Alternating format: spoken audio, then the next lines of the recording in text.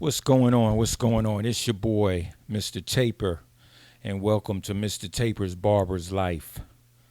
Mr. Taper's Barber Life, powered by Barber's Only Magazine. That's BOM, barbersonlymagazine.com. And we are in the building, and it is a beautiful day, beautiful Wednesday. And it's hump day, y'all, hump day. A lot of us find that hump day is a slow or slower day, but for our barbers out there that are fully booked, it's business as usual.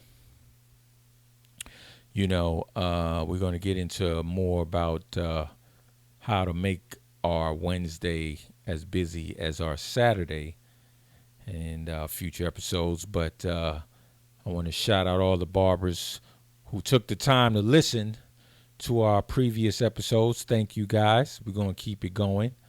But first, we have to give a shout out to all the people that are down with us. Let me put my glasses on. Let's see. Y'all know what May is. Middle of May every year. We got the CT Connecticut Barber Expo. And that is coming on May the 20th to the 22nd, CT Barber Expo, done by Jay Majors. That, if you didn't know, is the biggest show on earth.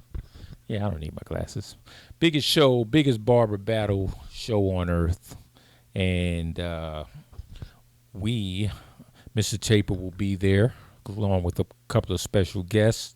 We plan on doing a couple of interviews. We want to make it real organic. Nothing formal. It'll be very informal. I might just pop up to your booth, put the mic in front of you, and just ask you a few questions. So, since it is the biggest barber battle on earth, we want to make sure we get as much barber content as possible. So, that's the CT Barber Expo, May 20th to the 22nd. And this weekend is a special weekend. It is Bronner Brothers in New Orleans. That's the NO, New Orleans, as they say.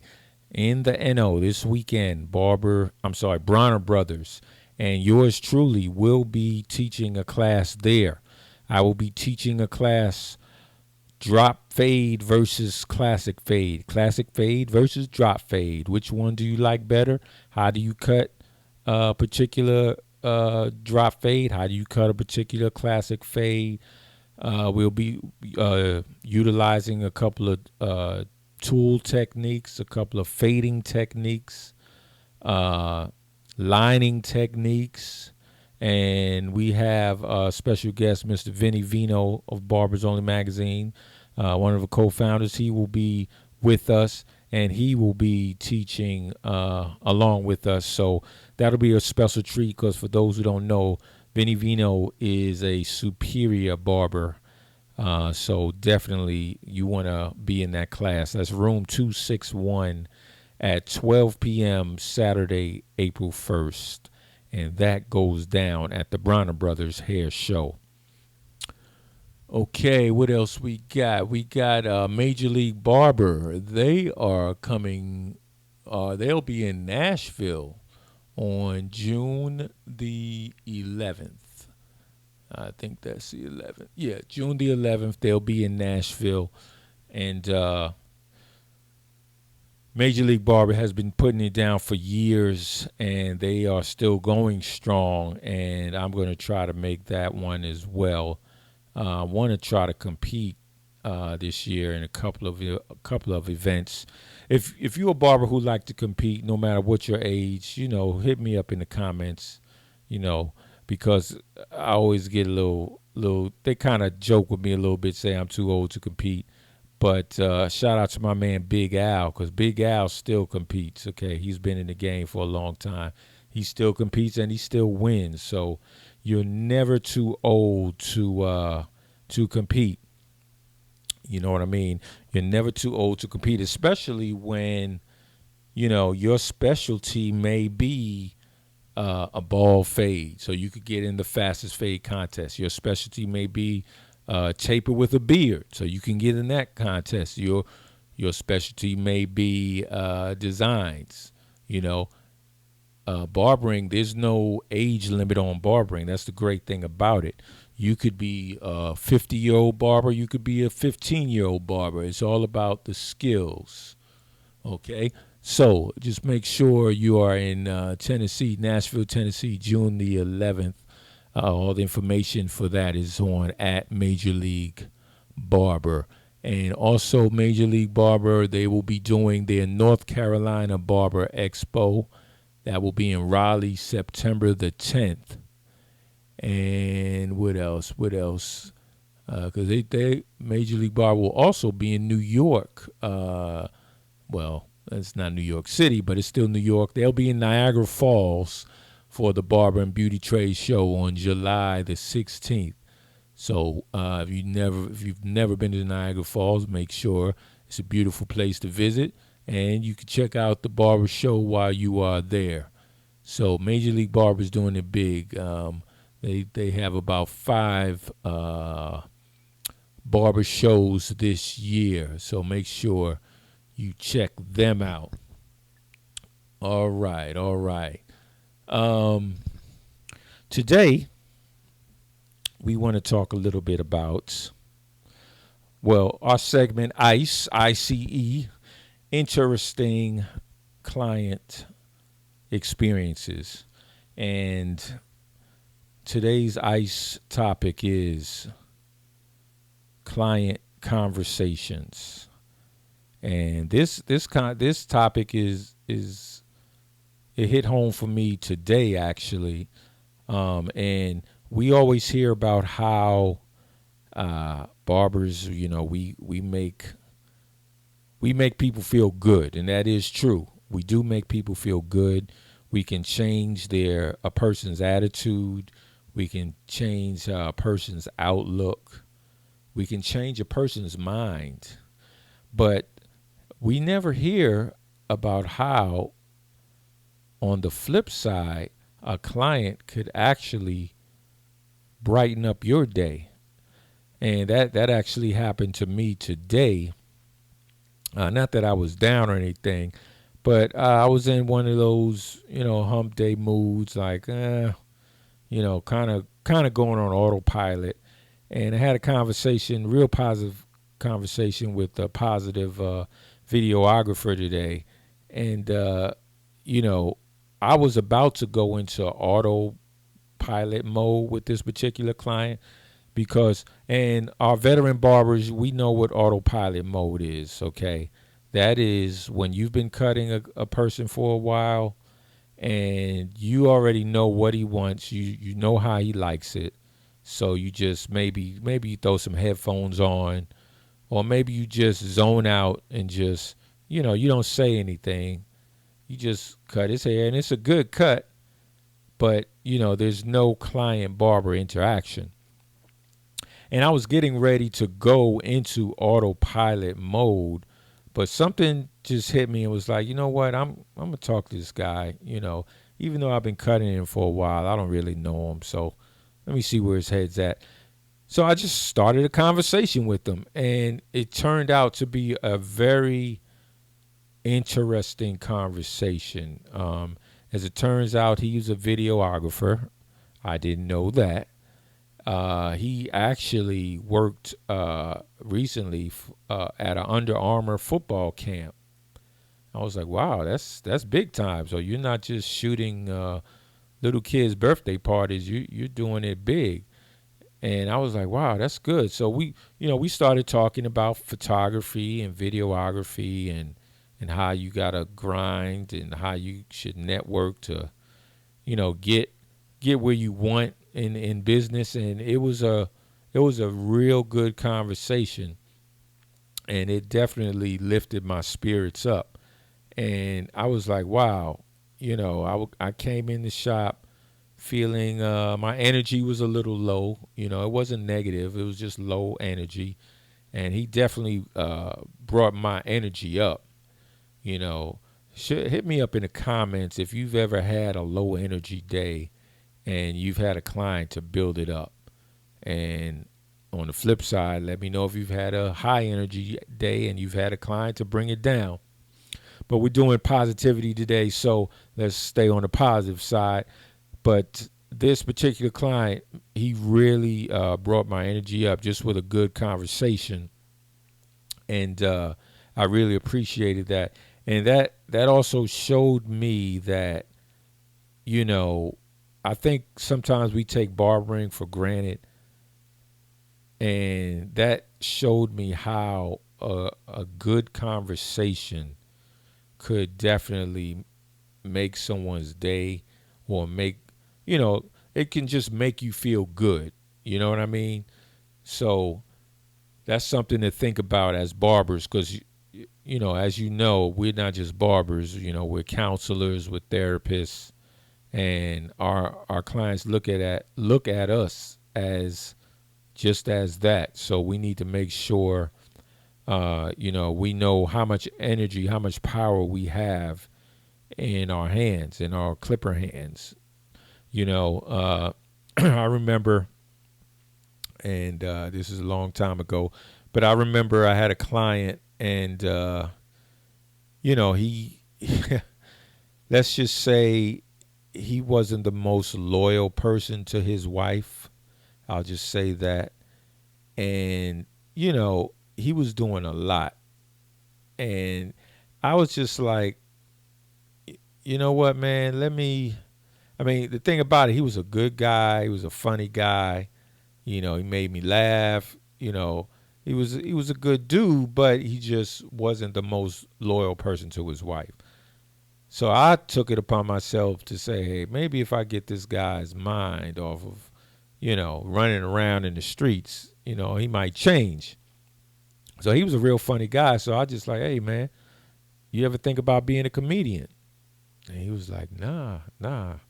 So I just looked up a whole bunch of information on being a comedian, and I just shot it to him, you know. And, you know, I could tell that he really appreciated that. You know what I mean?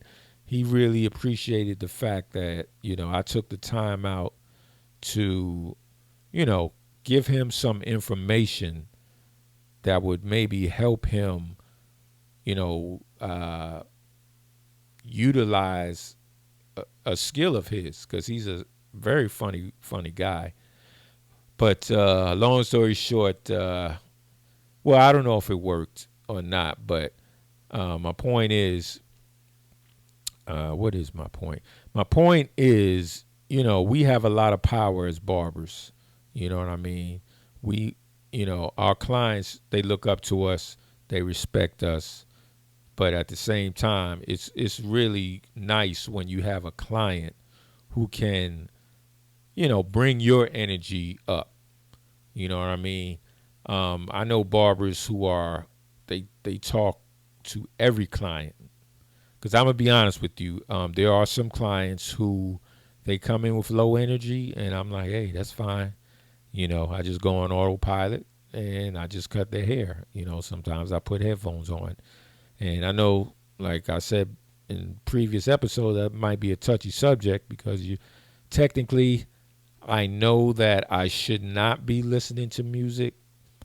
You know, I think I make compromises. I might have the headphone in one ear, but you know, technically, you know, as a, if I'm gonna promote myself as a professional master barber, I should be telling future master barbers, you should not have headphones on in the shop. You know, there are rare occasions, like I said before, if you have a client who, you know, he just definitely does not want to talk, then hey, there's nothing wrong with that.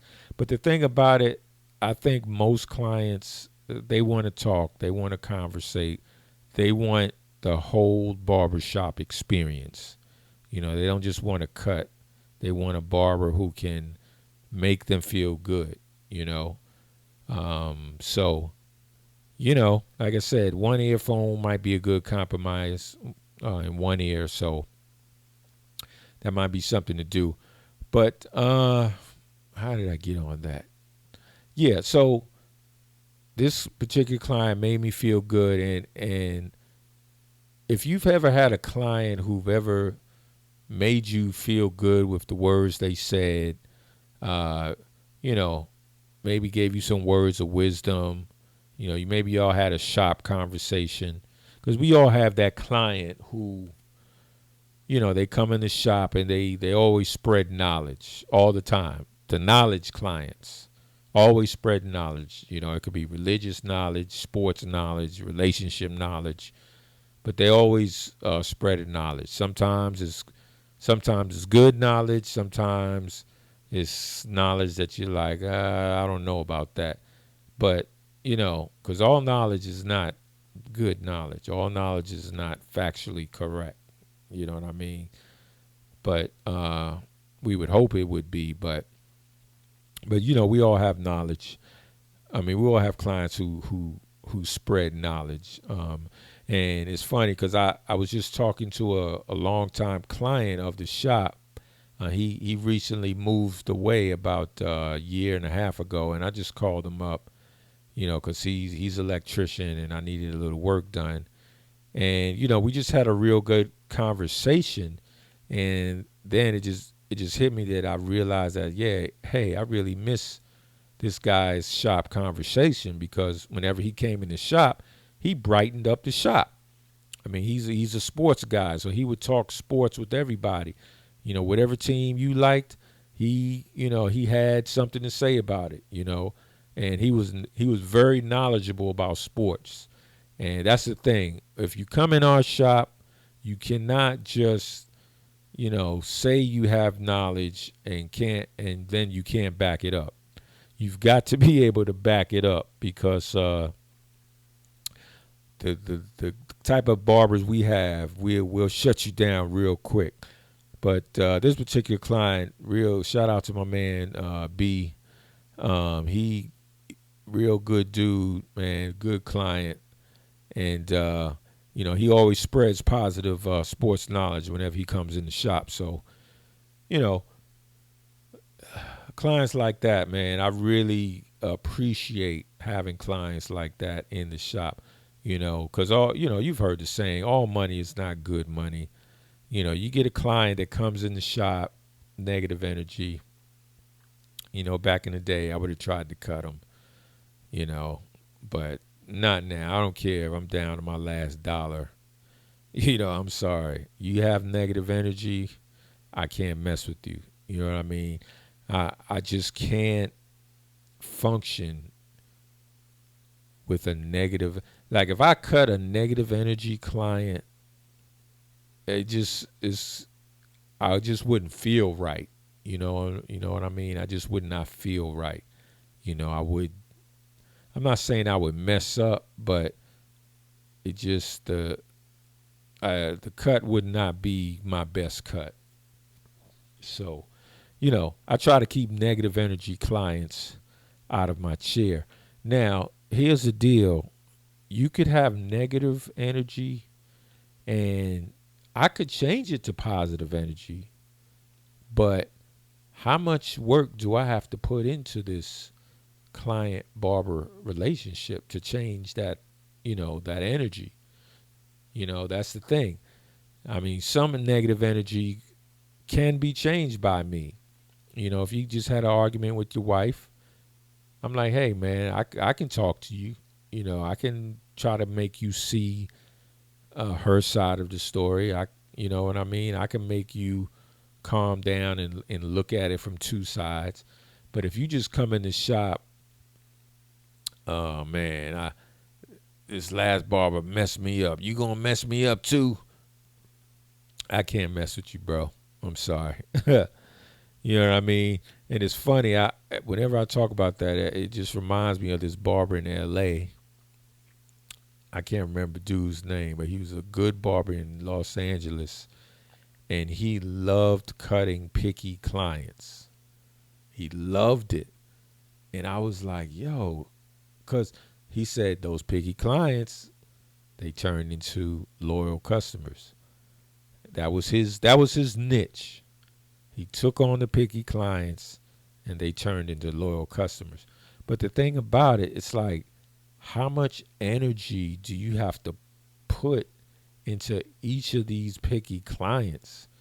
You know, if I got a client that's constantly looking in the mirror, constantly telling me, well, my last barber did it this way. Or my last barber, he used to line me up first.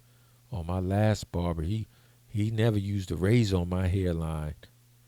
If I hear that and you constantly telling me that, I'm like, yo, bro, you got to give me a chance to cut your hair. You know what I mean? So that could be me being in the game so long that certain things just irritate me. And if I am wrong, you guys let me know in the comments. If you feel like, hey, that's just part of the game, let me know. If those type of clients bother you, let me know in the comments.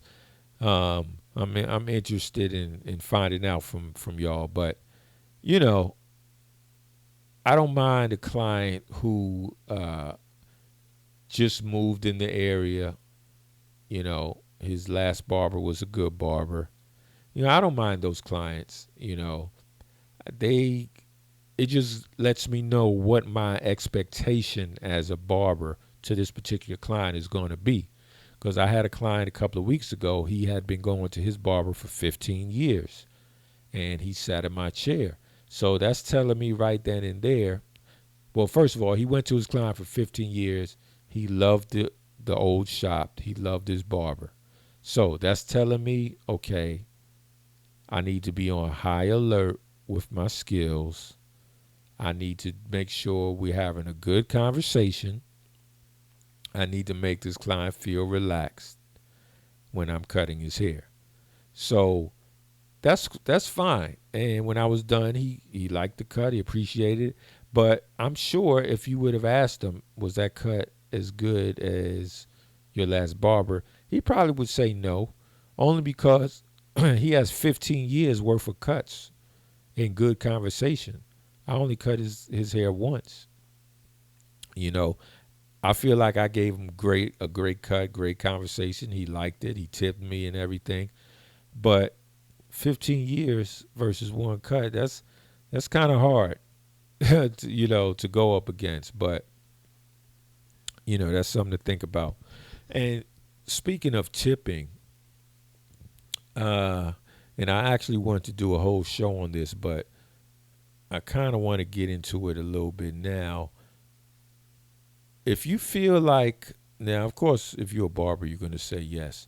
But if you feel like a client should tip you, like he should tip you or she should tip you, let me know in the comments, okay? Uh, I have this little discussion back and forth with my wife, and of course, I feel like if you do a good job, you should get a tip. I said I don't even care if it's $1 tip, and then I said I don't even care if it's the acknowledgement that, hey, I really like the cut. I'm sorry I don't have much money today, but I just wanted to let you know I like the cut. That's fine with me. I'm happy. But what I can't stand, you cut somebody, you have great conversation, excellent cut, and you don't tip anything, and you don't give any type of backstory like, hey man, this is a great cut, man. I'm a little short today, but I'll get you next time. I am fine with that. You know what I mean? But it's just something about tipping. I feel like you should tip. All barbers should get tips. Of course, if you do a bad cut, that's different.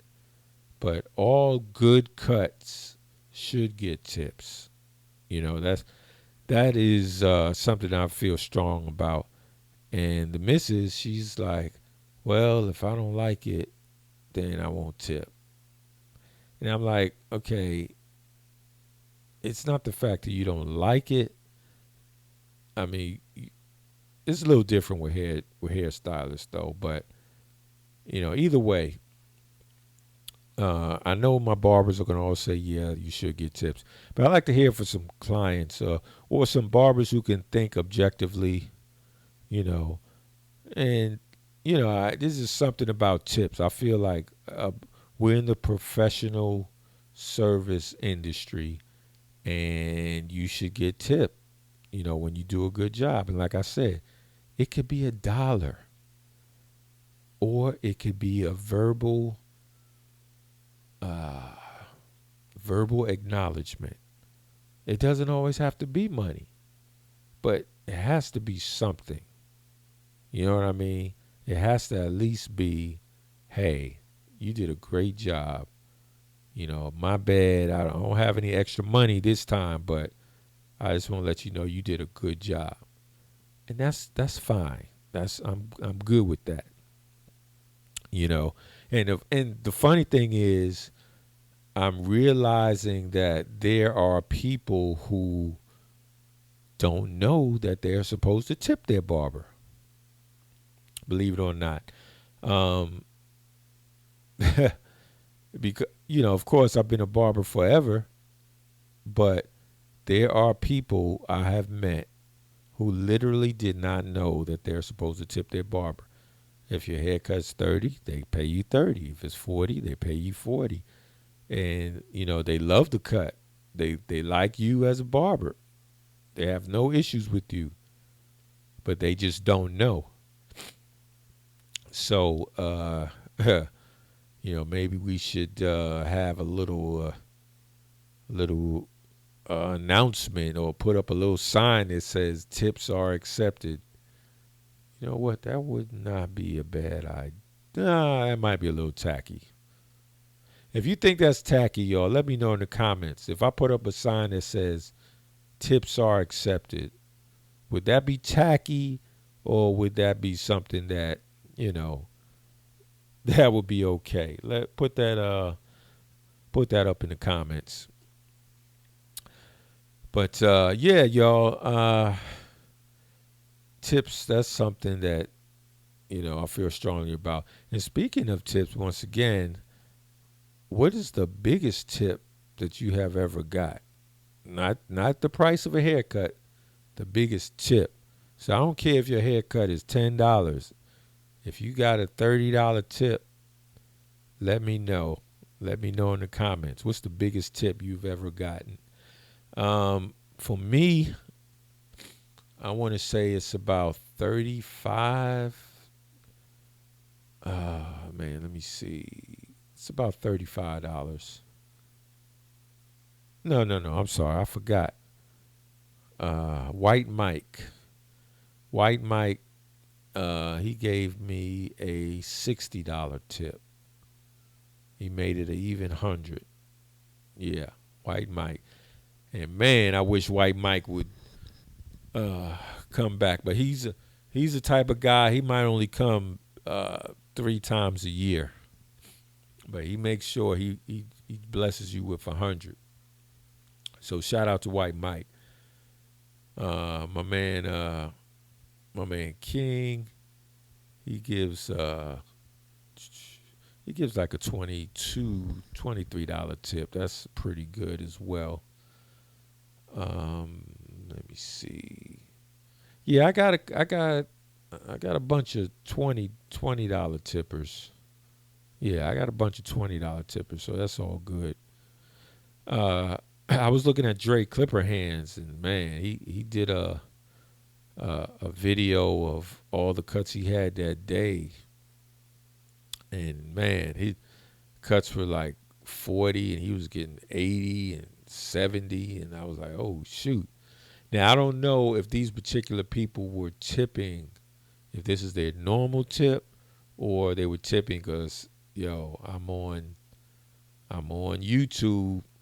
I gotta make this look good, because they know, our clients know. Dre Clipper Hands, he has a big following. So, but then there was a kid who didn't tip anything.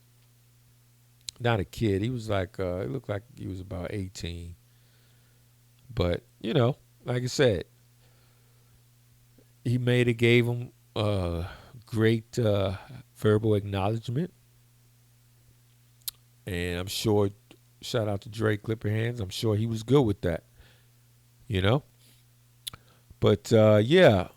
Once again, so let's wrap up our topic. I know we got into tipping a little more than I expected, but once again, if you do have a client, you know, first of all, you have to be open. As a barber, if you are a shy person, you're gonna have to open up and talk to your clients. So barbering can actually change your personality. You know what I mean? Because I used to be very shy, never talking to people I didn't know, and barbering changed that. You know, it made me have to talk to people, or I was not eating. You know, and I think I told the story before about a guy who told another barber. I used to cut the guy, and then he started going to another barber, and he told the barber, he's like, man, that guy there, he doesn't say anything. And he was talking about me, and I was like, wow, like talking is important. You know what I mean? I was shocked. I was like, I didn't know that having a conversation was that important, but it is important. And like I said, you do have those clients where, you know, sometimes they don't want to talk, and there's no need to push the issue. But it is always refreshing when you have a client who can actually give you positive energy. You know what I mean? When the conversation is mutual, when it's positive energy flowing back and forth, that's always a great thing. And shout out to all my clients who are like that. You know, all my VIPs who are like that. You know, because I really appreciate when a client gets up and leaves, and I can say I learned something from that guy. You know, I took something away from that conversation. So it's always a good thing. Always. All right, y'all. We have just wrapped up episode 6. Don't forget, if you are in the NO, New Orleans, we will be there this Saturday, April 1st. Ernest T. Morial Center, 12 p.m., room 261 for the Bronner Brothers Hair Show. Me and Vinny Vino, me and Vinny Vino, me and Vinny Vino will be teaching classic fades versus drop fades. April 1st, New Orleans, room 261, Ernest T. Morial Center. And we are out.